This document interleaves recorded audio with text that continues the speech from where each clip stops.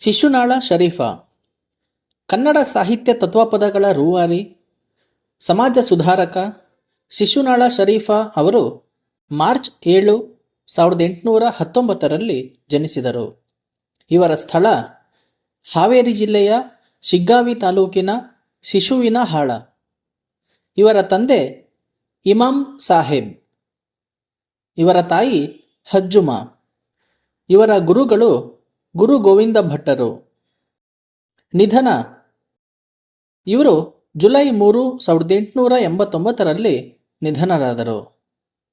ಇವರ ಜನಪ್ರಿಯ ಗೀತೆಗಳು ಕೋಡಗನ ಕೋಳಿ ನುಂಗಿತ್ತ ನೋಡವ್ವ ತಂಗಿ, ಕೋಡಗನ ಕೋಳಿ ನುಂಗಿತ್ತ,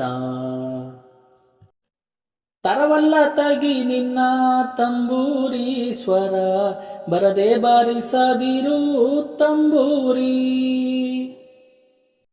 ಸೋರುತಿಹುದು ಮನೆಯ ಮಾಳಿಗಿ ಅಜ್ಞಾನದಿಂದ, ಸೋರುತಿಹುದು ಮನೆಯ ಮಾಳಿಗಿ